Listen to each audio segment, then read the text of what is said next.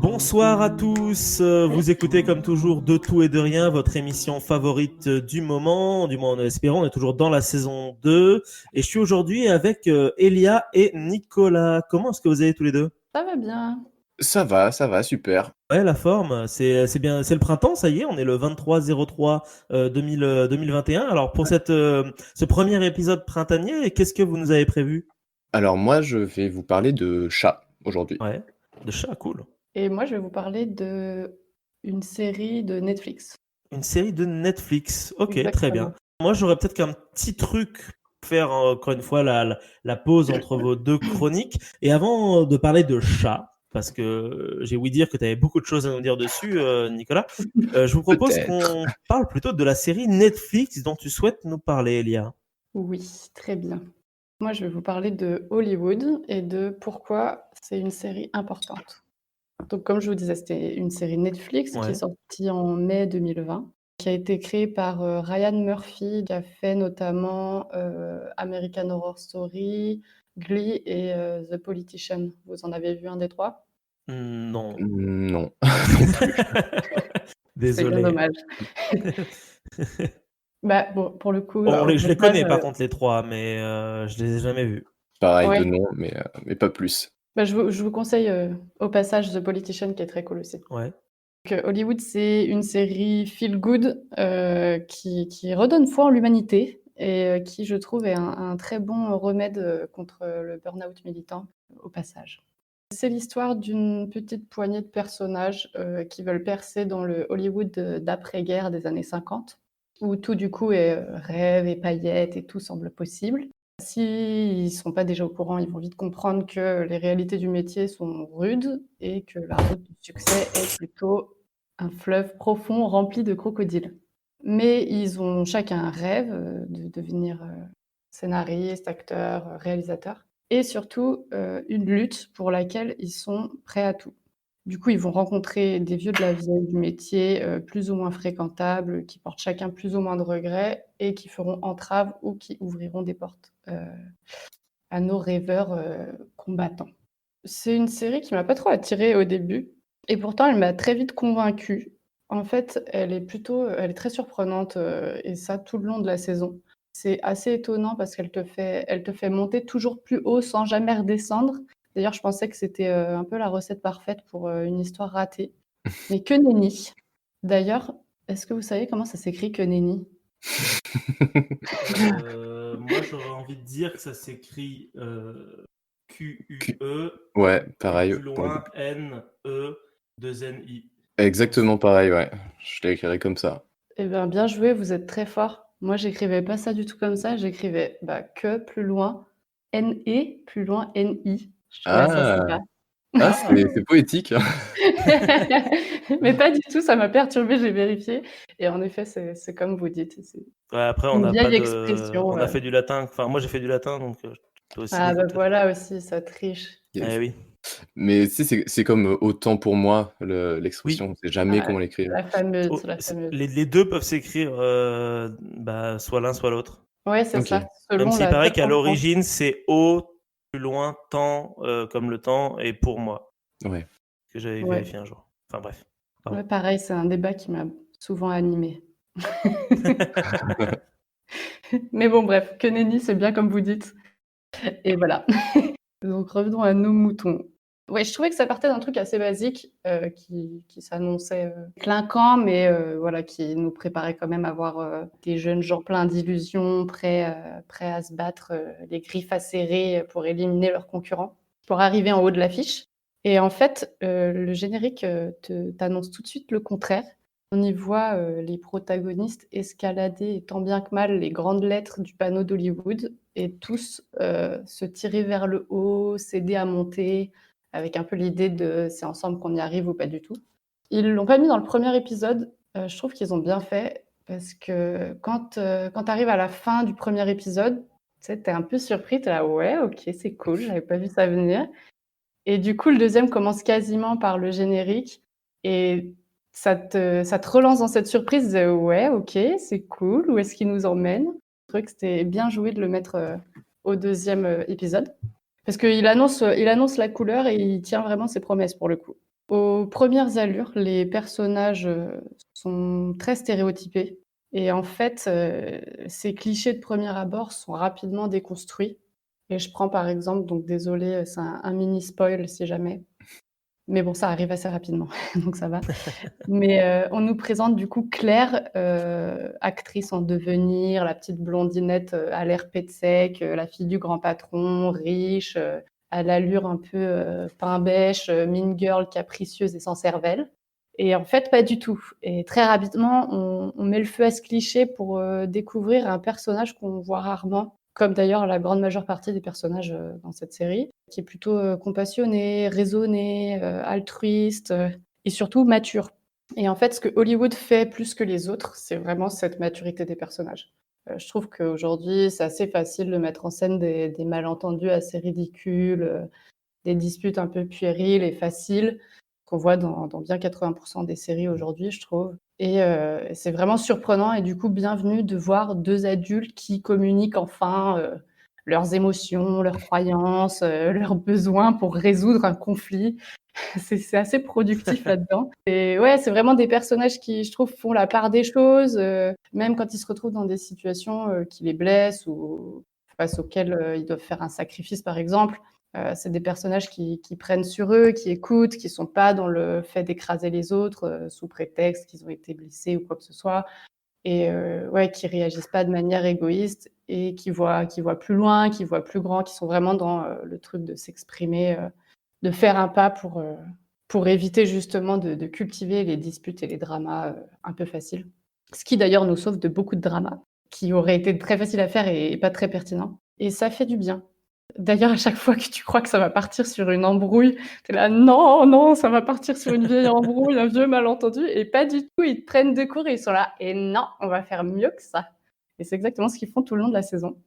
Un scénario de base, c'est fait de haut et de bas avec des enchaînements de situations positives et négatives pour que le tour de manège soit divertissant, on va dire, pour le spectateur.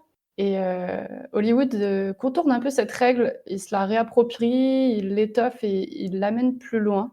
Et de cette manière-là, en fait, même si tous les personnages forcément n'ont pas le cœur tendre au premier abord et forcément ils constituent un obstacle pour les protagonistes, ils ont quand même eux-mêmes la maturité de se remettre en question, de changer d'avis, passer du côté de l'humilité, de prendre la responsabilité qu'ils ont vis-à-vis d'eux et du monde dans lequel ils vivent pour aller vers du mieux. Et c'est en fait, au final, cette atmosphère bienveillante qui est créée par notre groupe de joyeux lurons déterminés qui permet en fait de laisser cette possibilité aux antagonistes.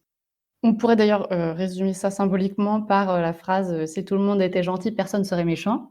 C'est assez primaire et ça peut paraître ridicule, mais la série illustre vraiment très bien cette phrase et de manière crédible et réaliste. Et je trouve ça assez fou.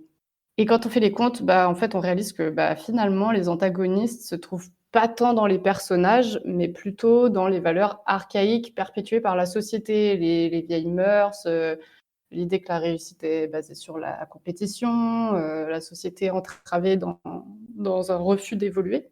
Parce que voilà, la série, c'est aussi ce questionnement des valeurs, donc les valeurs de la société, les vieilles croyances préétablies, mais aussi les valeurs individuelles.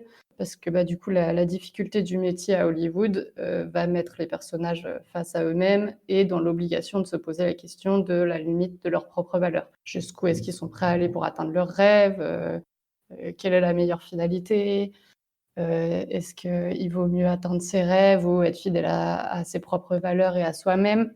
Ouais. Donc forcément, ça interroge aussi le spectateur en le poussant à le poser ces questions-là. Mais ça va plus loin parce que du coup, ça montre aussi une issue. Ça propose une réponse à ces questions qui serait justement plus, la voie de l'humilité justement. C'est aussi donc une histoire de mise en abîme du cinéma, une métaphore de la vie et ça nous parle surtout de lutte de la société dans laquelle on vit aujourd'hui. L'industrie d'Hollywood représente un peu, les puissants de la société aujourd'hui, le marketing, les médias, la publicité, tout ce qui nous représente et qui nous influence et comme le dit justement un des personnages, «Je veux réécrire l'histoire d'Hollywood» et c'est exactement ça en fait. Ça a beau se passer, dans les années 50, donc il y a 70 ans à peu près. Ça nous raconte pourtant en fait notre histoire actuelle, en nous disant clairement qu'il tient qu'à nous de l'écrire et que tout est à faire, quoi. Donc ça nous parle de lutte encore malheureusement toujours actuelle, le féminisme, le racisme, les droits Mhm. LGBT+, les classes sociales, et ça le fait bien. Il n'y a pas de clichés, il n'y a pas de victimisation. C'est représenté par une petite troupe qui représente du coup certaines minorités et qui répandent vraiment un raz-de-marée d'enthousiasme, de niaque, de détermination et de bienveillance sur cette industrie d'Hollywood. Ça nous parle aussi de sujets difficiles, on y aborde des thèmes pas forcément évidents, des personnages avec des backgrounds handicapants aux yeux de notre société, mais ça nous parle aussi et surtout de sororité, de compassion, de respect, de solidarité, d'amour du cinéma, d'amour des autres, d'amour de la vie en fait, comme on disait tout à l'heure. Et ce que je trouve aussi sympa, c'est qu'on a un rapport intéressant entre la jeunesse et la vieillesse, si je puis dire, on va dire le troisième âge, qui allient leur potentiel pour être plus forts ensemble.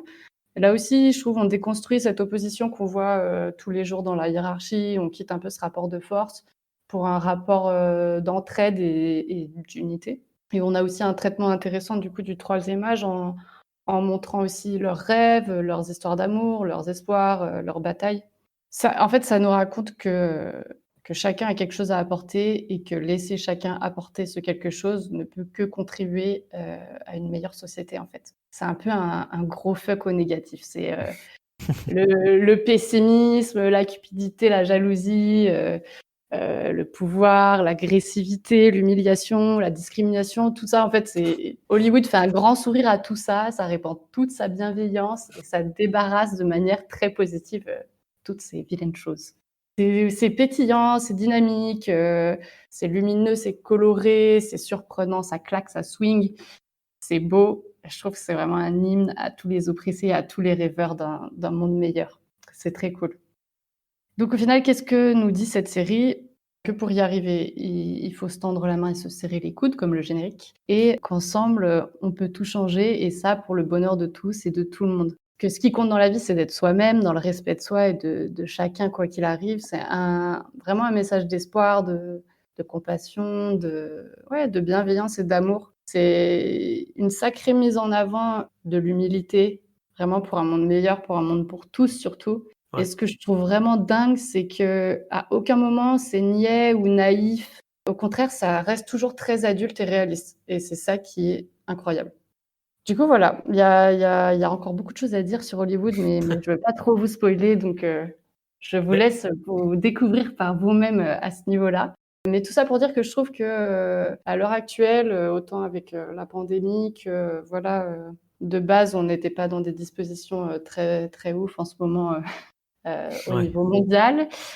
Et du coup, je trouve que Hollywood est importante en ce moment parce que bah, déjà, elle fait beaucoup de bien, c'est cool, ça fait du bien. Mais je trouve qu'au-delà de nous montrer que tout est possible et de nous dire de garder espoir, en fait, je trouve qu'elle rassemble et elle divise à aucun moment. Il n'y a pas d'accusation, il n'y a pas de Ouais. blâme, on pointe pas du Mhm. doigt, on n'est pas dans le... Ouais, on n'écrase personne, on laisse personne derrière. Et du coup, je trouve que c'est vraiment ce qui fait sa force et sa singularité, en fait. Voilà, très cool, Bah, je vous la conseille. Ok, en tout cas, ouais. tu donnes envie, hein, franchement. C'est clair, tu vends bien. Cool, C'est Mais ouais, très bien vendu. ça a l'air d'être original, progressiste et assez qualitatif. Donc ouais, ouais. Surtout que c'est un truc à exactement, la ouais. base, j'aurais jamais pensé regarder. Mais Bah, ouais, c'est ça, ouais. franchement, ça a l'air bien. Et ben, je vous la conseille, ouais. Je suis contente de ne pas l'avoir ratée parce que vraiment, j'avais plus rien à regarder. J'étais: «Ah bon, je vais regarder ça, ça a pas l'air ouf», et franchement, trop bien. Quand j'ai fini, j'étais: «Ah, c'était vraiment trop bien». Un peu dans la tristesse de plus rien avoir de ce type-là, donc non, non, je la conseille fortement, faut pas passer à côté. Et bah, tu vois, moi qui me demandais quoi regarder en ce moment, là, du coup, tu m'as donné la réponse, hein, très clairement. Parfait, parfait. Mon but est atteint. Bah, bien joué. Franchement, Cool. chapeau. C'est vachement bien que tu aies parlé de cinéma et d'Hollywood parce que justement, le petit débat que j'ai eu envie de. C'est pas vraiment un débat, c'est un questionnement que je me suis fait qui est, je pense, assez intéressant parce qu'on vit une époque dans le cinéma où de plus en plus le public a, entre guillemets, une sorte de de droit à la parole qui va influer sur le matériau qui va être rendu au final. Je vous parle pas de ça au hasard, c'est parce qu'il y a quelques jours, il y a quelque chose qui est arrivé sur l'internet. Peut-être que vous en avez entendu parler, mais il s'agit de ce que couramment les gens ont appelé pendant 5 ans la Snyder Cut. Ah, j'ai rien compris. J'ai vu passer ça sur mon fil d'actualité Facebook, mais je t'avoue que je n'ai rien compris du tout à ce que c'était. Bah, moi, c'est toi Et qui ben m'en la as parlé Snyder l'autre jour, justement. Je t'en ai parlé l'autre jour, effectivement. La Ouais. Snyder Cut, c'est la version, c'est couramment ce qu'on pourrait appeler une Director's Cut de Justice League, le film qui est sorti en 2017, que tu as peut-être vu, Nico. Je sais pas si tu l'as vu ou pas. Je sais plus. C'est le problème Voilà. avec les films de super-héros, c'est que je sais plus si je les ai vus ou Exactement, c'est pas. le problème, on sait plus si on les a vus ou pas. Le film de 2017, c'est un film qui est censé avoir été réalisé par Zack Snyder, Mhm.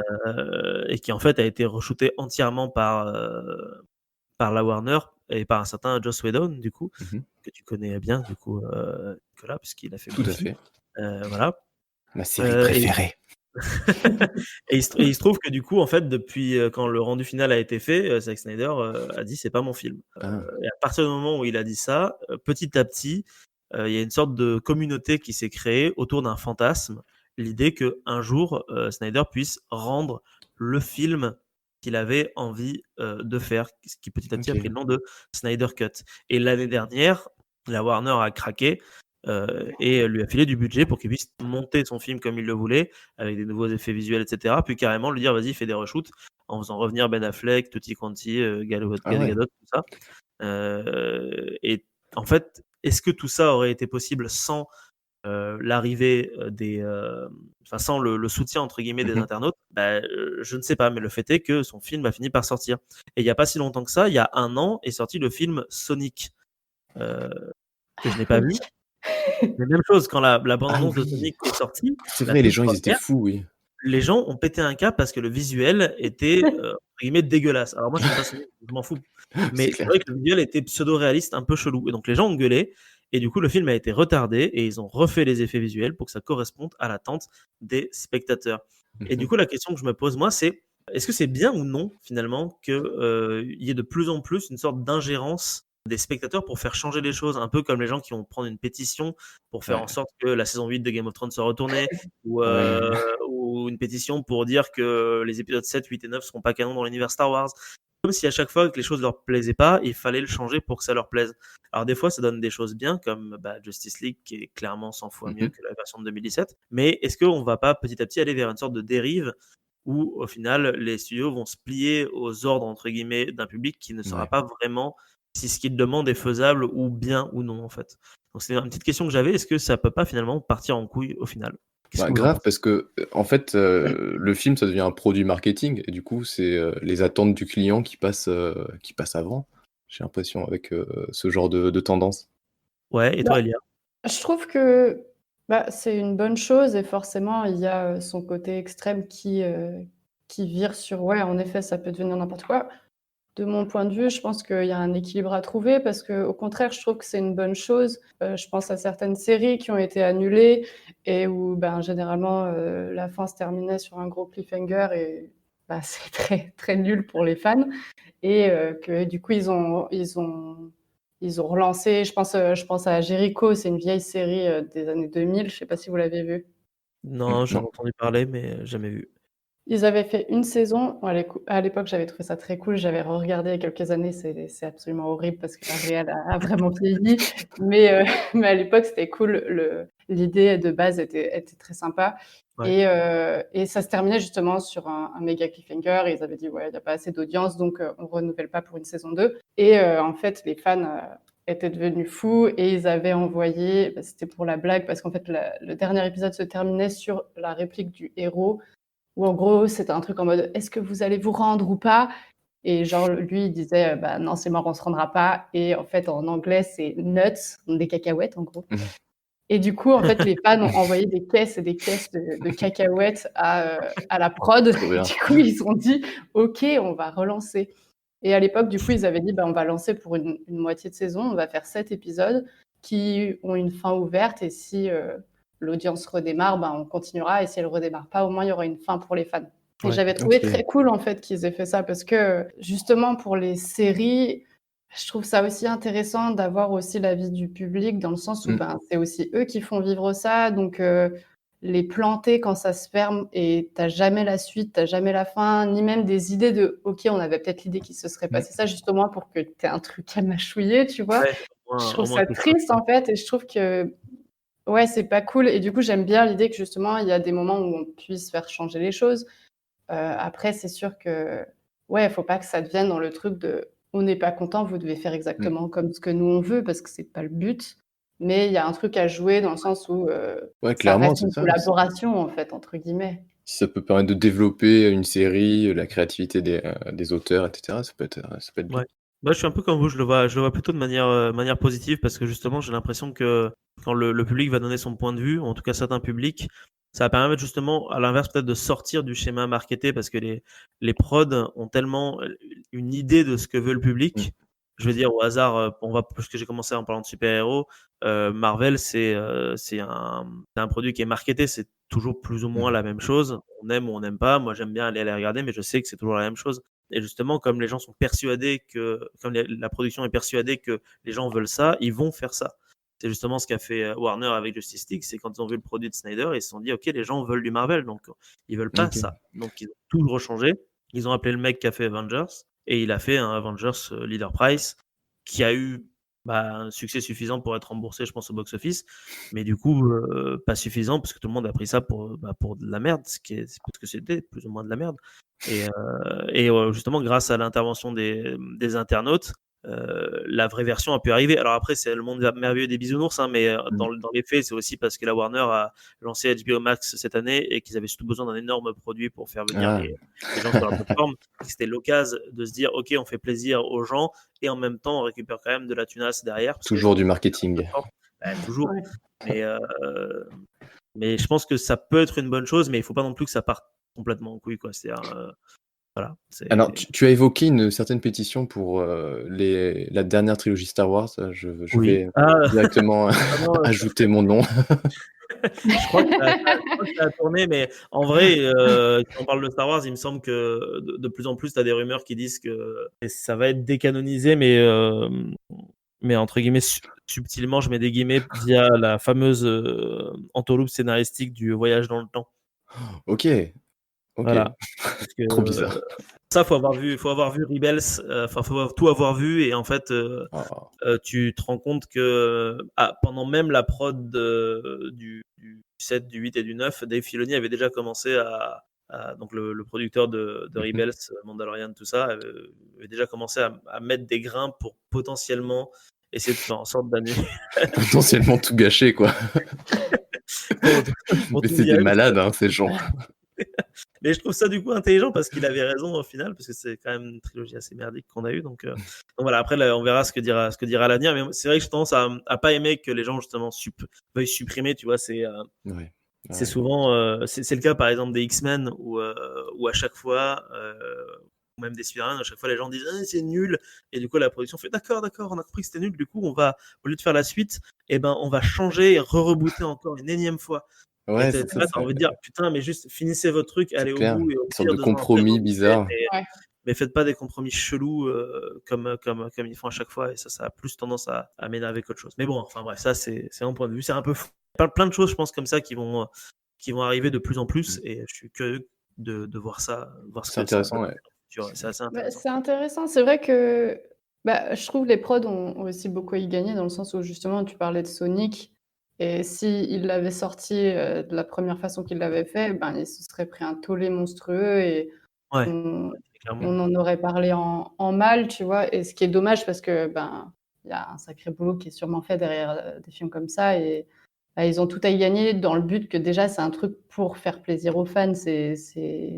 C'est pas un film d'auteur qui est en mode ouais j'avais vraiment mon idée de Sonic qui était comme ça, tu vois. C'est en mode le but c'est de satisfaire les fans au départ. Donc si de base le truc que tu fais marche pas pour eux, en effet ils ont meilleur temps de refaire cette partie-là. En fait ils sont tout autant gagnants, d'autant plus que ils auront quand même une anecdote qui fait parler aussi du film et tout. Oui. Moi j'en aurais jamais entendu clairement, parler ouais. s'il n'y avait pas eu cette histoire. C'est sûr. Pareil. Donc ouais, c'est ça. C'est comme tout, il y a le bon et le mauvais côté. C'est bien qu'on prenne en considération la parole des fans, selon moi, mais c'est aussi bien à certains moments de pouvoir aussi faire ce qu'ils comptaient faire aussi, quoi. Ouais. Tant que c'est dans le respect des fans, j'ai envie de dire. Je ne mentionnerai pas la saison 8 de Game of Thrones. Personne ne mentionnera jamais la saison 8 de Game of Thrones. C'est clair, c'est clair. À propos de bien, de mal, tout ça, toi, Nico, tu voulais nous parler d'un animal un petit peu en particulier qui est Ouais. à la fois un symbole peut-être du mal et en même temps, il est Ouais, tellement mignon. c'est un peu entre Il les est deux, très c'est sympa. vrai. Voilà. C'est vrai. Et félicitations pour cette transition, elle était vraiment pas facile. Vraiment, On voit que tu on gagnes de essaye. l'expérience. J'adore. Exactement, ouais. Alors du coup, dites-moi, est-ce que vous aimez les chats? Oui, Ok, bah ça c'est tombe bien. très spontané. Moi, je suis un peu partagée, donc il va falloir que tu me C'est vrai? convaincs un peu plus. Ouais. Ah, Je les aime bien, mais gentiment. Ok, ok. Bah, de toute façon, c'est pas mon but de vous faire aimer les chats ou pas Ah. ce soir, parce que en fait, on va plus parler de chats dans l'histoire. Oh. Cool. Et ce qui a motivé un peu cette chronique, c'est que en ce moment, je suis confronté un peu à une réflexion et j'arrive pas vraiment à trouver un compromis justement avec moi-même et encore moins avec mon entourage. Pour mettre un peu plus de contexte, j'habite dans un appart avec un balcon. J'ai un peu de place et même si je partage déjà ma vie avec ma copine, parfois on se dit que tous les deux, on accueillerait bien aussi un chat. Et le problème, c'est que personnellement, bah, moi, je suis un peu partagé parce qu'une partie de moi se dit qu'on aurait tout pour rendre un chat heureux, mais il y a une autre partie qui se dit qu'enfermer un chat dans un appart, c'est pas non plus, ce que je souhaite, hein. Parce que dans ma famille, en fait, tous les chats qu'on a eus, ils avaient toujours un grand jardin, beaucoup de liberté et cetera. Ouais. Donc peut-être que je me prends un peu trop la tête, hein, sur ce sujet. Mais en tout cas, j'espère que d'un côté, ça montre à quel point je me soucie de la condition, féline. Et Bah j'essaie oui, de Non. trouver des arguments de tous les côtés, pour, contre, etc. Mais plus je me renseigne et moins j'arrive à me forger un avis constant. Je sais qu'il y a beaucoup de chroniqueurs de ce podcast qui ont un chat, et notamment un chat en appart. Et je pense que c'est aussi le cas de bon nombre de nos auditeurs. Et aussi, j'encourage tout le monde à participer à ce débat sans fin dans les commentaires. Je pense qu'on pourra Yes! bien Oui, s'amuser. il faut. Et puis, comme ça arrive très souvent, c'est que quand on cherche des trucs, hein, c'est à partir de ce moment-là que j'ai commencé à me perdre sur internet et on connaît tous le rapport étroit entre les chats et cette technologie. Ah bah ça, c'est clair qu'il y a un Ouais, je crois qu'il véritable rapport entre les 2, ouais, y a il c'est y a un vrai lien, il y a un vrai lien. Et c'est là que j'ai découvert qu'il y avait des chats dans l'histoire qui ont eu des destins exceptionnels, genre de véritables célébrités, des héros qui sont oubliés de nos livres d'histoire.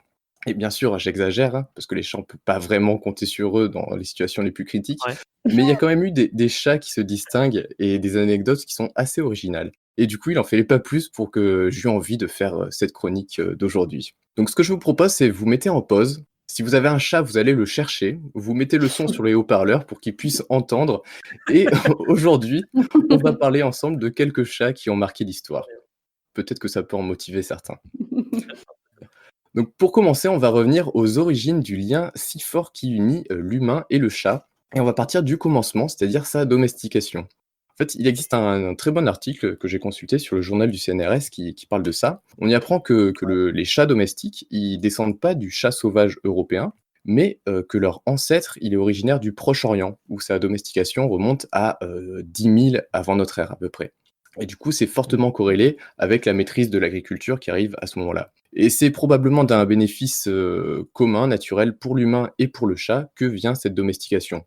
L'humain, il trouve un moyen facile d'éloigner les rongeurs de ses récoltes, et le chat, il trouve des proies abondantes et un environnement sécuritaire. Ce lien, d'ailleurs, il est attesté par l'archéologie dès 7500 avant notre ère, à Chypre, où une tombe a dévoilé un corps d'enfant accompagné d'un chat. Et Chypre, c'est pas une île où il y a une faune endémique de chats, ça veut dire que les chats ont déjà été emmenés à l'époque Mmh. par les humains. Plus tard, c'est à partir de 4500 avant Jésus-Christ, on retrouve bien évidemment des chats en Égypte, et notamment c'est là où on trouve les premiers cimetières de chats. Donc on sait tous que cet animal, il est érigé au rang de déité dans la culture égyptienne. Et en plus de sa place parmi les dieux, l'iconographie égyptienne, elle nous montre des chats domestiques dans des maisons, dans des scènes quotidiennes, et on voit même certains chats avec des colliers. C'est assez mignon. Le plus célèbre d'entre eux, la plus célèbre d'ailleurs, chatte égyptienne, c'est probablement Tamiou, qui est la chatte du prince Thoutmôsis de la 18e dynastie, dont le nom nous est parvenu grâce à la découverte de son sarcophage. D'ailleurs, si vous allez au Louvre, vous pouvez voir des momies de chats et d'autres animaux aussi. Il y a des grandes études paléogénétiques qui ont été menées sur des restes de chats de moins 10 000 au XXe siècle de notre ère, qui permettent de dégager un peu le scénario de la domestication du chat. Donc l'Europe, elle a connu une vague de domestication venue du Proche-Orient, il y a à peu près 5000, 6000 ans, et il est tout aussi possible que ce soit les populations du Proche-Orient qui aient amené le chat avec elles, que les chats eux-mêmes qui auraient suivi ces populations. Ça, on n'est pas sûr pour l'instant. On a une deuxième vague de domestication qui apparaît beaucoup plus tard, vers le 5e siècle avant notre ère, où c'est cette fois l'engouement du chat venu d'Égypte qui va se propager dans le monde grec et romain. Et sa diffusion, elle est vraiment très très large parce qu'on retrouve des chats domestiques d'origine égyptienne jusqu'à 1000 ans plus tard dans les ports vikings de la mer Baltique. Sa diffusion, elle va suivre les voies maritimes de commerce, mais aussi de guerre. On atteste par exemple la présence de chats embarqués sur des navires de guerre romains pour aider à assurer la conservation des provisions face aux rongeurs, mais également sur des navires vikings, comme je mentionnais un petit peu avant. Le chat, d'ailleurs, il a sa place dans la culture viking, vu qu'il est associé à la déesse nordique Freya. Et personnellement, je trouve ça dommage qu'avec tout l'engouement autour des vikings dans la fiction, que ce soit dans la série, les films, on voit pas encore des chats qui accompagnent les guerriers sur leurs bateaux. Ce serait vraiment classe, Alors, je trouve. petite mention à, je sais pas si vous connaissez Torgal, Oui, la bande dessinée. Dedans, on voit la déesse Freya et du coup, elle a toujours ses chats avec elle. ok, Et mais je trouve est-ce ça que vachement Torgal, il a cool. un chat? Torgal, il doit y avoir des scènes où il est avec. Torgal, il fait tout, de toute façon, c'est un Atlante en Yes. plus. Donc, il doit y avoir des scènes avec lui, avec un chat. Mais qui l'emmène à la déesse, tu vois, c'est toujours ce lien. Ah Ce oui, oui, lien oui, bizarre. t'as le côté un peu Je vous conseille surnaturel. Torgal, au moins les 20 premiers tomes, c'est toujours vachement cool. Ok, Voilà. ok. Cool. Mais moi, tu vois, j'imaginais plus des chats, genre dans des bateaux comme la série Viking ou un truc comme ça. Ça manque. Ça aurait été très Non, tu vois, un truc improbable, mais super réaliste. du coup. Truc super réaliste et il y a un chat au milieu qui est là. Miaou. Mais oui, surtout que ce serait historiquement accurate en plus. Bah oui, grave. Du coup, si on revient sur la génétique, les généticiens, ils parviennent pas à dater vraiment le moment précis de la domestication du chat. Parce que contrairement au chien, en fait, qui a été profondément modifié par l'humain, et ce depuis des dizaines de milliers d'années, voire peut-être même des centaines de milliers d'années, on n'est pas encore sûr, le chat domestique, il reste génétiquement très très proche de sa variante sauvage. L'un des rares marqueurs génétiques du chat domestique, c'est la couleur de son pelage. En fait, il existe une grande variété de pelages, comme vous le savez, qui vont des taches aux marbrures, en passant par différentes couleurs. Mais le chat sauvage, lui, il est exclusivement tigré et de couleur beige. Les chercheurs ont mis en évidence que les taches, elles sont apparues, c'est ça qui est assez étonnant, entre 500 et 1300 de notre ère, qui est vraiment super tardif par rapport à d'autres espèces. Mais Grave. au moins, ça montre bien qu'une sélection a été faite par l'homme, bien que voilà, le chat soit domestiqué depuis beaucoup plus longtemps. Tu voulais dire un truc, Marc? Non, j'ai dit waouh, je crois. Ouais, t'as vu ça? Non, c'est vachement intéressant. Je suis scotché avec ce commentaire. Pardon. Non, t'inquiète. Donc maintenant qu'on a vu cette proximité, cette proximité entre l'homme et le chat, elle est attestée par l'archéologie et par la génétique, on va maintenant parler de quelques chats qui se sont distingués dans l'histoire. Donc je vais pas développer le folklore autour du chat, qui est un sujet extrêmement vaste et qui mériterait à lui seul une chronique entière, mais je vais quand même mentionner quelques anecdotes qui attestent de son importance dans plusieurs cultures. Donc on va pas trop parler de folklore, on va en parler juste un tout petit peu et pour des cas assez anecdotiques. Il existe par exemple un royaume légendaire, le royaume de Cath, qui s'étend au nord de l'Écosse dans la culture picte. Donc le nom, il fait référence non pas au chat, mais à un personnage pareil, légendaire et mythique, qui est une sorte de demi-dieu. Et ce qui est assez intéressant, c'est que l'archipel des Shetland, donc je sais pas si vous voyez où c'est au nord de l'Écosse, il est appelé littéralement dans les textes les plus anciens qui le mentionnent, les îles du peuple des chats, ou encore les îles de ceux qui vivent parmi les chats. Ok. Trop classe. C'est assez classe. Au IXe siècle, on a le roi du Pays de Galles, qui s'appelle Iwelda, qui s'avère être l'un des précurseurs des défenseurs de la cause des chats, parce qu'en fait, il rend criminel toute personne qui porte atteinte physiquement à un chat, que ce soit le tuer, bien sûr, Trop mais bien. aussi le blesser. Donc ce gars, ouais, c'est quand même cool. Donc bien sûr, avec tout ça, il faut pas oublier quand même que l'Église catholique a quand même infligé pas mal, beaucoup de mal justement aux chats du XIIIe siècle à la Renaissance et même un petit peu après, également en France. Mais il est intéressant de constater que il y a des exemples, il y a un peu des contre-exemples. Par exemple, dans la période médiévale en Italie, le Ouais. folklore, il a tendance à mettre en parallèle le chat et la Sainte Famille. Parce qu'en fait, il y a une D'accord. histoire, une légende qui raconte qu'au moment où la Vierge donne naissance à Jésus, au même moment, à Bethléem, il y a une chatte qui a donné naissance à un chaton. Ce qui en Trop fait, cool. en quelque sorte, hein, selon ma propre interprétation, le Jésus des chats. Ok. C'est génial. Ouais, ça, c'est C'est stylé. fantastique, je trouve. Le C'est Jésus clair. des chats. Et d'ailleurs, c'est un truc que je savais pas, mais il existe une sainte patronne des chats dans le christianisme, qui est Ah sainte ouais? Gertrude de Nivelles. Tout à fait. Ouais, ouais. Oh, d'accord. Et donc Ok. c'est assez intéressant. Donc l'islam, bien sûr, c'est une autre paire de manches parce que le chat est beaucoup plus respecté. Le chat, c'est un animal qui est très apprécié dans la culture, et la société islamique, souvent associé d'ailleurs, à l'hygiène. Et le prophète Mahomet, il aurait même eu une chatte préférée qui s'appelle, Mouedza. Et en fait, il y a une histoire, il n'aurait pas osé la déranger tandis qu'elle dormait sur sa robe et au moment de la prière, en fait, il a préféré découper sa robe plutôt que de réveiller sa chatte. C'est trop mignon. C'est clair. Oui, c'est un peu la chronique mignonne ce soir. Donc plus tard, alors que le chat, il s'émancipe de la croyance et de la superstition, il devient, recherché par les puissants qui aiment sa grâce et son élégance. On peut citer par exemple, Brillant, qui est le chat angora blanc de Louis XV et qui avait le privilège d'assister au conseil royal. Et d'ailleurs, il était considéré par les proches du roi comme son collègue. Ah oui, d'accord. C'est assez stylé. C'est stylé, je savais pas que Louis XV aimait les chats. Oui, ouais, moi non plus, j'ai appris beaucoup de choses. Et en 1799, donc là on arrive dans des périodes un peu plus récentes, est né Trim. Alors Trim, c'est un chat, enfin, vous allez voir, il est incroyable. Donc c'est un chat qui est particulièrement célèbre étant donné qu'il a participé, ni plus ni moins à la découverte de l'Australie. Ah ouais? Donc Trim, il est né en mer sur un navire d'exploration britannique et dès son plus jeune âge, en fait, vous allez voir, il a tout d'un aventurier.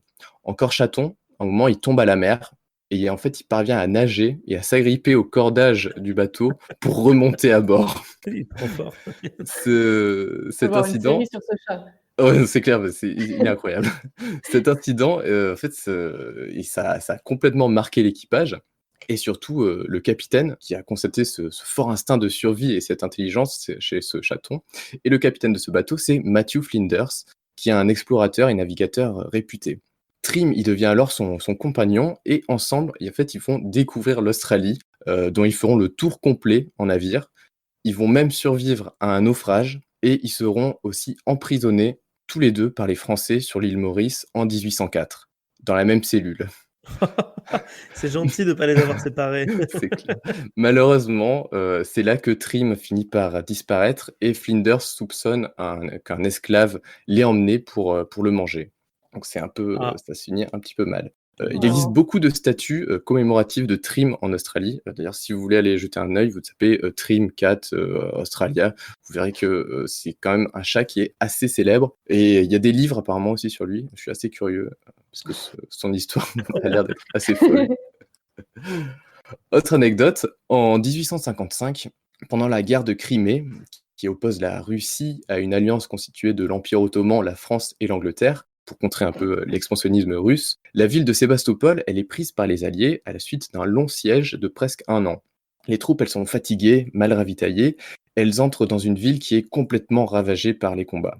On a le lieutenant William Gare, qui est un lieutenant britannique qui dirige une patrouille à la recherche de nourriture. Et à un moment, il va remarquer un chat dans les décombres près de blessés. Donc, bien entendu, le chat, il s'en fout complètement, il est imperturbable, hein. Il n'a que faire du chaos ambiant, hein. Il est au milieu des débris et des presque morts, hein. Il se laisse prendre par Guerre qui constate que le chat semble plutôt en forme. Il le ramène donc avec lui, il le baptise Tom, et il rejoint ainsi le quartier des officiers britanniques. Normal.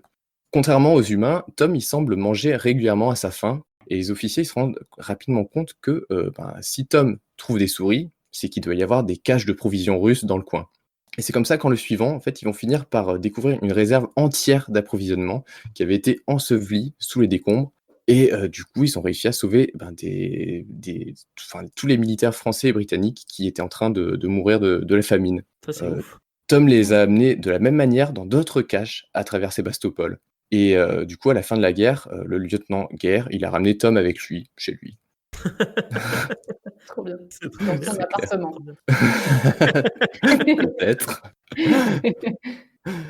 Alors le 19e siècle, il marque aussi les prémices, de la passion d'à peu près tout le monde pour les chats.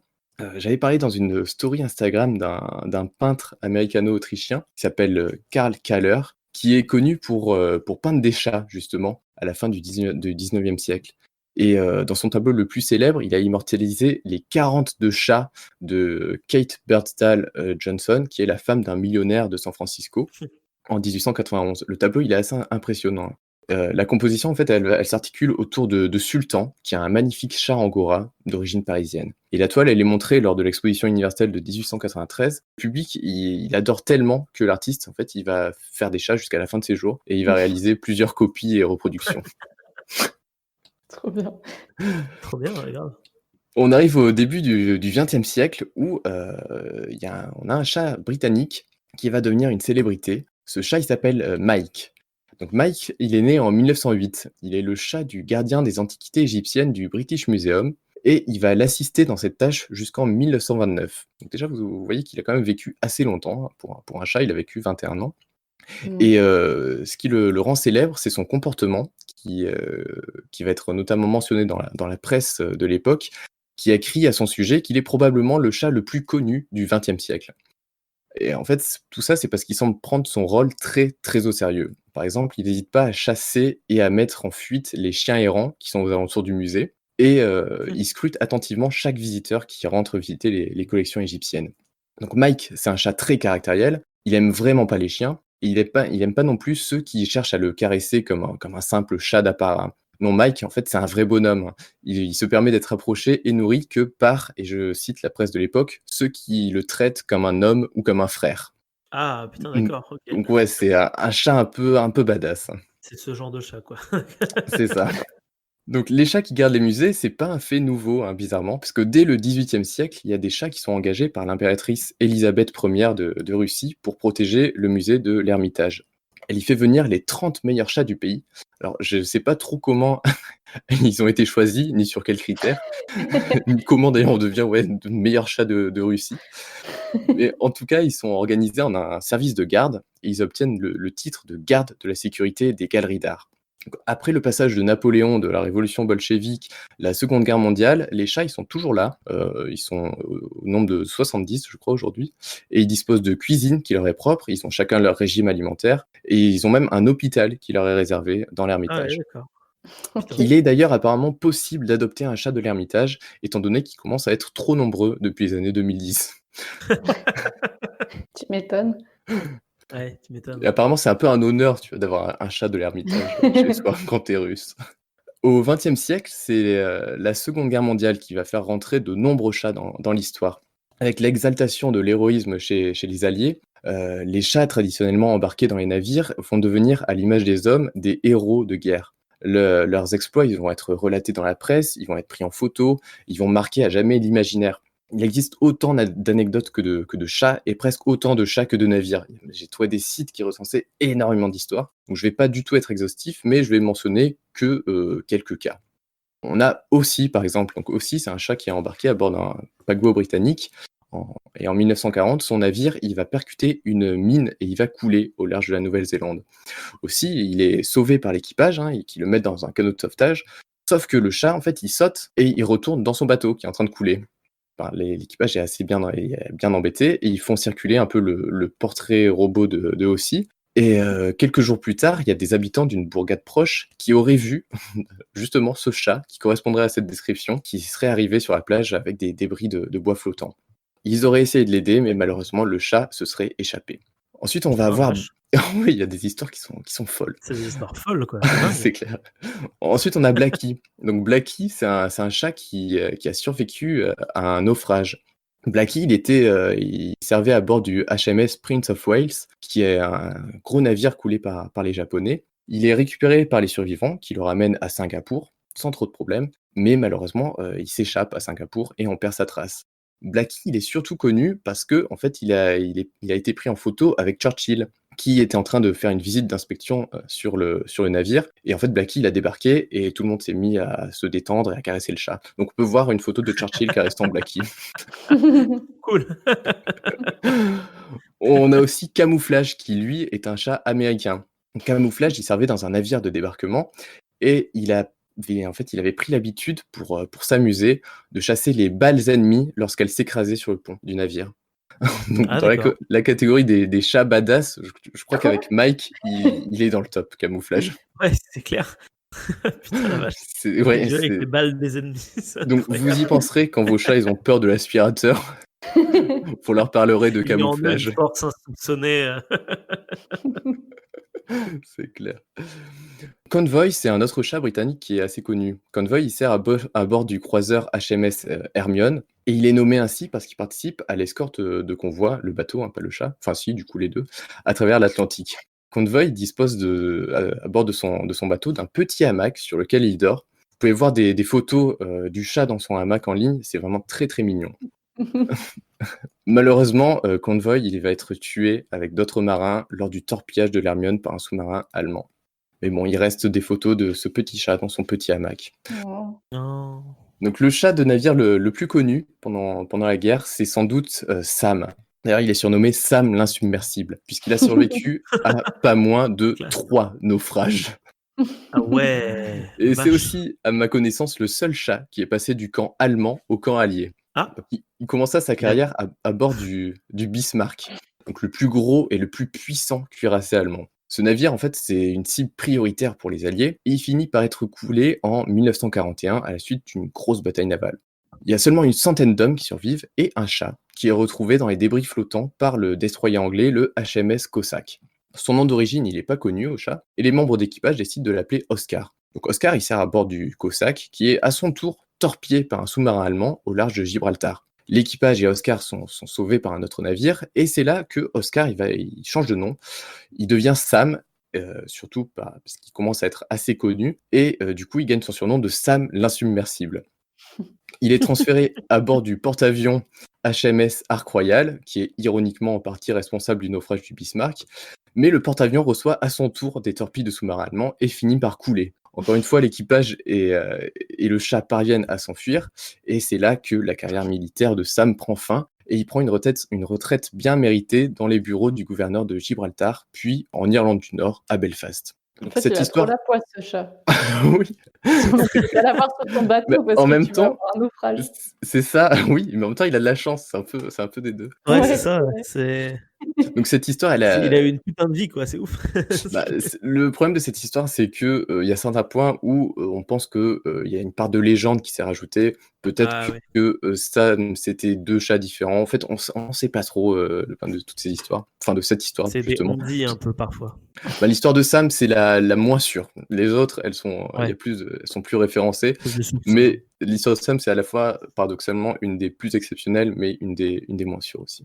Alors après la Seconde Guerre mondiale, pendant l'incident de Yangtze, qui a opposé brièvement les Britanniques à la Chine communiste en 1949, Simon, c'était un chat à bord de la frégate HMS Amethyst, qui brava des batteries côtières chinoises du fleuve Yangtze, depuis Shanghai, pour aller aider à garder l'ambassade britannique à Nanjing. Donc Simon, c'était un chat qui était très doué pour chasser les rats et les souris du bateau. Vous verrez que ça aura son importance plus tard. Et il avait d'ailleurs l'habitude de laisser leurs cadavres en cadeau près des lits des membres d'équipage et du capitaine. En route pour Nanjing, l'améthyste, du coup, il reçoit un feu nourri de la part des batteries côtières, qui endommage complètement le navire, tue plusieurs marins, dont le capitaine. Et Simon est sérieusement blessé, et du coup, il est amené à l'équipe médicale à bord, qui va enlever 4 éclats d'obus de ses blessures. Waouh. Il parvient à survivre presque miraculeusement vu la gravité de ce qu'il a subi. Et le navire est bloqué à quai pour subir des réparations. Et c'est à ce moment-là qu'il y a une infestation de rats qui survient. Contre toute attente, Simon, fraîchement remis de ses blessures, il réussit à chasser les rats et à stopper l'invasion à bord. Il fit même face à un rat particulièrement coriace qui a été nommé par l'équipage Mao Tse-tung. L'améthyste, il s'échappe de la rivière Yangtze et Simon, ça devient un véritable héros, hein. On en parle dans la presse, il est adoré du public britannique et il reçoit de nombreuses médailles. Malheureusement, il meurt à son retour en Angleterre d'une infection due à ses blessures de guerre. Oh, Non, non. c'est pas juste. Souvent, c'est ça finit un petit peu mal. Ouais, ça finit mal les histoires de guerre et de chats. C'est clair. Ouais, Mais depuis tout à l'heure. Bah, allez, on finit la guerre, on va passer à autre chose. On va passer à la police. Vous aimez la police? Vous Ouais. n'êtes pas obligé de répondre à cette question. Donc tout le monde connaît l'importance des chiens dans la police, mais est-ce que vous savez qu'il existe des chats policiers? Du tout, non. Ils font quoi, hein? Alors j'ai trouvé 2 mentions de chats policiers, ce qui est pas énorme, un russe et un américain. On va commencer par le russe. Comme ça, il y a pas de jaloux. C'est ça. Donc Roussik, c'est un chat siamois, de la police de Stavropol, près de la mer Caspienne. Sa spécialité, c'est débusquer la contrebande, et le trafic illégal dans les cargos, et en particulier le trafic d'esturgeons, de caviar, mais aussi le trafic d'espèces vivantes menacées. Ok. À la Classe. base, Roussik, c'est un C'est ouf. simple chat adopté par les policiers douaniers, mais son odorat est si fin qu'il est vite mis à contribution pour rechercher, des caches de braconniers, d'esturgeons. Et il réussit tellement bien qu'il remplace peu à peu la police canine qui est affectée à la base à ses missions. Malheureusement, Roussik il va connaître une fin tragique parce qu'il est tué en 2003 par la mafia pendant l'inspection d'une voiture. Wow. Donc Ouais. certains affirment qu'un contrat d'assassinat avait été mis à son encontre, mais les causes de sa mort restent trop peu claires pour qu'on en soit certain. Putain, mais en fait, c'est le héros d'un film, ce chat. C'est Ah oui, incroyable. non, mais tous les chats, là, j'ai trop envie de voir des séries, des films sur eux. C'est clair, franchement, c'est ouf. C'est incroyable. Bon, on va partir aux États-Unis avec Ouais. Fred, qui était un chat, ou plutôt un chaton, puisqu'il est mort très jeune, il est mort à 15 mois. Et Oh. Ah merde. il a travaillé avec la police de Brooklyn à New York. Son frère, il s'appelle George, et en fait, c'est une référence aux frères Weasley dans Harry Potter, Oui, Fred et c'est George. Fred et George. Et tous les deux, ils appartiennent à une procureure adjointe du parquet de New York. En 2006, Fred, il est assigné à une mission sous couverture, c'est appréhender un faux vétérinaire qui exerce illégalement. Oh. Il est accompagné pour cette mission d'une policière humaine, qui est également sous couverture, et la mission, il faut préciser, et la mission est un succès, parce que l'homme finit par être arrêté et mis en prison. C'est la seule mission de Fred avec la police, parce qu'après, en fait, il est entraîné à la suite à devenir un animal de thérapie dans l'objectif d'aider les enfants en difficulté. Malheureusement, il est tué par un automobiliste près de chez lui la même année. Donc Oh non. c'est un peu triste. Et sinon, Oh putain. il aurait une vie de dingue, je pense, Fred. Ouais, il aurait une vie ouf, putain. C'est clair. Et Bon, Georges va bien ou pas du coup? je sais pas, je pense, j'espère. On lui a coupé l'oreille ou pas? Bon, pour finir, on va parler de quelques chats connus, plus récents et dans des contextes quand même plus chill, plus pacifiques. Il serait impossible de faire cette chronique sans parler du Japon, le pays où l'engouement pour les chats est probablement le plus important au monde. Que ce soit dans la culture, la religion ou la société, le chat il a une place toute particulière chez les Japonais. Des Neko-cafés aux Nekomata, qui sont les esprits des chats, en passant par le célèbre Maneki Neko, le chat de la bonne fortune, qui est censé apporter la richesse et la chance, il n'y a presque aucun aspect au Japon où le chat n'a pas encore mis ses pattes. Ce sujet aussi, d'ailleurs, mériterait une chronique à part entière, tellement il y a de trucs à dire, donc je vais pas trop m'étendre dessus. Cependant, dans l'histoire récente du Japon, on peut citer un chat, ou plutôt deux, qui ont su se rendre célèbres en étant, attention, chef de gare. Oh. D'accord. Donc, Tama, c'était une chatte, écaille de tortue, qui vivait près de la petite gare de Kishi, à Kinokawa, une petite ville au sud de l'île de Honshu, donc l'île principale du Japon. En 2006, la gare, elle éprouve des problèmes financiers et les employés, en fait, ils ont l'idée absolument géniale de nommer Tama chef de gare en lui faisant porter un petit chapeau pour accueillir les passagers. Et en échange, du coup, elle recevait de la nourriture de la part de tous les passants. Le succès est immédiat et la publicité est telle que le nombre de passagers ne cesse d'augmenter. Il y a des gens qui viennent de partout dans le Japon pour voir Tama, la chatte chef de gare, et il y a même des touristes qui affluent alors que la ville, en fait, elle est même pas sur les circuits touristiques. Tama, elle a rapporté à elle seule plus d'1 milliard de yens à l'économie locale, ce qui fait à peu près 10 millions d'euros. En 2008, Tama, elle devient dirigeante émérite de la compagnie de train locale et elle possède un bureau avec un arbre à chat, un griffoir et une litière. Les trains sont décorés à son effigie et même la gare est modifiée pour ressembler à une tête de chat. C'est génial. C'est absolument incroyable. Ouais. En 2012, Tama, elle prend sa retraite et Nitama, qui veut dire littéralement deuxième Tama, elle va prendre sa place. En 2015, Tama, elle décède et il y a une cérémonie funéraire qui est organisée en son honneur qui va rassembler plus de 3000 personnes. Et à cette occasion, en fait, elle est élevée au rang de déesse de la gare de Kishi, dans la tradition d'accord. Shinto. Du coup, c'est C'est trop devenu une cool. déesse. C'est super cool. Trop bien. Et de nos jours, il y a Nitama qui suit les traces de sa prédécesseur et qui continue d'accueillir toujours plus de passagers à Kinokawa. Trop Ça, c'est cool. trop mignon comme histoire. C'est cool, hein, En plus, il n'y a pas vraiment de mort parce qu'à la fin, elle devient une déesse, Ça donc c'est trop finit bien. bien. c'est ça, ouais, Finit bien, ouais. c'est génial. Et puis, elle a une successeur et je pense que ça va continuer comme ça. Mais on va faire un tour du côté de la Turquie maintenant. Est-ce que vous connaissez Ouais. la chatte qui s'appelle Tombili et qui vivait à Istanbul? Non. Non, ça Non. vous dit rien? Alors, en Non. fait, vous la connaissez, c'est quasiment sûr que vous la connaissez et je pense que, tout internet connaît cette chatte parce que, grâce à une photo célèbre qui a été reprise sur les réseaux sociaux internet, Tombili, vous pouvez taper si vous voulez sur Google. C'est une chatte de rue, un peu chubby, qui avait l'habitude de prendre une pose nonchalante et très particulière, alors un peu comme un humain Ah, mais d'ailleurs, comme si elle était c'est le chat accoudée du sur une même, marche. c'est le chat du même blanc là, non, c'est ça? Pas du tout? Non, enfin, Non. Attends, je vais tape taper. Tombelli, chat, Turquie, un truc basique. Ce chat, il est tellement adoré par, les locaux et par internet, tout entier, que sa célébrité est telle qu'à sa mort en 2016, il y a une statue qui a été érigée en son honneur dans son quartier, à Istanbul. Et l'événement a attiré des centaines de personnes, ce qui fait passer de Tombili, simple chatte de rue, à la postérité. Donc c'est assez classe. Ah, c'est ce chat, elle est trop mignonne. Oui, tu vu, elle est mignonne, hein? C'est celle qui est il y a une statue de elle accoudée.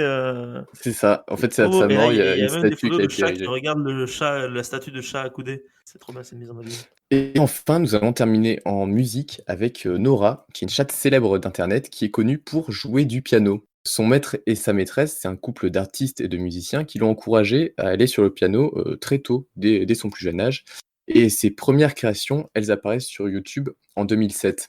En fait, c'est assez intéressant parce que son comportement, il est très inhabituel. Elle joue, en fait, avec ses pattes avant, tandis qu'elle est, comme assise, en fait, sur le tabouret. Ce qui a intrigué beaucoup de monde, y compris des musiciens. Et c'est comme ça qu'en 2009, il y a un compositeur lituanien qui a composé un concerto et conduit un orchestre en incluant des passages musicaux de Nora qui fait figure en fait de pianiste soliste. Du coup, je vous Trop invite bien. à voir cette vidéo qui est devenue assez célèbre. Vous tapez 4 certos sur YouTube, comme concerto, mais avec chat au début. Donc ça montre un peu tout l'engouement des chats, je pense. Ça résume bien un peu pour finir. Je pense que vous comprenez. Les chats et Internet. Donc, Et en conclusion, je conclus. Désolé. Donc, en conclusion, les chats, c'est des sources d'inspiration pour de nombreuses personnes, artistes connus depuis des centaines d'années, hein. Dans le désordre, on peut citer Edgar Allan Poe, Hemingway, Freddie Mercury, Dickens, Pétrarque, Isaac Newton, Victor Hugo, Théophile Gautier, Michel de Montaigne, Baudelaire, Jules Verne. Et la liste est encore très très très très longue. Chacune de ces personnes a eu un chat et a été un peu influencée par son chat, ou en a parlé dans ses œuvres. On a vu aussi que les chats sont souvent associés aux guerres des humains. On a souvent des contextes militaires. Et les chats à bord des navires ont particulièrement marqué l'imaginaire. Et leur héritage, il se retrouve dans la fiction, et même au-delà, puisqu'il se retrouve dans la science-fiction. Vous remplacez le bateau par un vaisseau Eh oui. spatial, et je pense que vous devez penser... En fait, j'ai pensé directement à Alien quand t'as parlé de chat et de bateau Ah, tout à yes. l'heure. Voilà. C'était exactement ça. Chat qui s'en sort, tu sais. C'est clair, c'est clair, c'est clair. L'exemple le plus connu de tout ça, c'est le chat dans le film Alien. Voilà. Et bah, Trop bien. c'était ouf, c'était trop bien, franchement. Ouais, vous avez kiffé. Merci pour toi et pour avoir donné toutes ces informations sur tous ces chats incroyables qui ont vécu des trucs de ouf, qui ont vécu des trucs peut-être plus ouf que ce qu'on peut vivre nous dans notre vie en fait d'humain parfois. Oui, ouais. Genre survivre 3 fois à un naufrage, très clairement. J'espère dans ma vie ne jamais avoir à survivre 3 fois à un naufrage. Voilà, je trouve ça incroyable. Ils sont tellement mignons. Là, j'ai des photos de chats j'ai tapé le chat accoudé et puis là j'ai plein de photos de chats. Du coup, faut que je ferme ça. C'est beaucoup trop chou. C'est vrai que c'est assez impressionnant. Ouais. En fait, je savais pas qu'il y avait autant de chats qui étaient connus. Qui était stylé. Bon, du Ouais. coup, ça aide pas à résoudre mon débat du début, mais je pense qu'on s'est bien marré. Je pense qu'on s'est bien marré, c'était cool. Dites-nous dans les commentaires du coup si vous êtes pour chat en appart ou si vous préférez avoir un jardin ou une maison. Et puis Ou chat en bateau, chat en l'alternative. bateau, voilà, c'est ça. Il y a des gens qui prennent leur chat sur des bateaux, pourquoi pas. Ouais. Bref, en tout cas, merci à toi Nico, merci à toi Elia aussi pour vos deux chroniques et vos interventions. Vous êtes toujours là au rendez-vous, ça fait plaisir, ça fait chaud au cœur, c'est chouette. Ouais, c'était cool. Bah franchement ouais, c'est toujours aussi cool. Et puis vous aussi chers auditeurs, si vous êtes toujours là, on est toujours super content de vous avoir. Et puis on espère que vous serez au rendez-vous la semaine prochaine pour le prochain épisode de Tout et de Rien, car il y en aura normalement un autre, en tout cas je l'espère, ils sont pas tournés mais normalement oui. Je suppose, j'imagine. Vous nous direz aussi si le son vous a plu ou non, parce que là on teste une nouvelle manière d'enregistrer. À voir, moi je vais tester une fois qu'on aura terminé si c'est bien ou si c'est pas bien. Mais voilà, on teste des trucs, on essaie de s'améliorer. C'est ça finalement la vie de manière générale. Et c'est beaucoup trop long comme conclusion. C'est beau. Voilà, pardon. J'aime bien cette conclusion. Merci à tous et puis ciao tout le monde. Ciao, bisous. Bye. Merci, bye.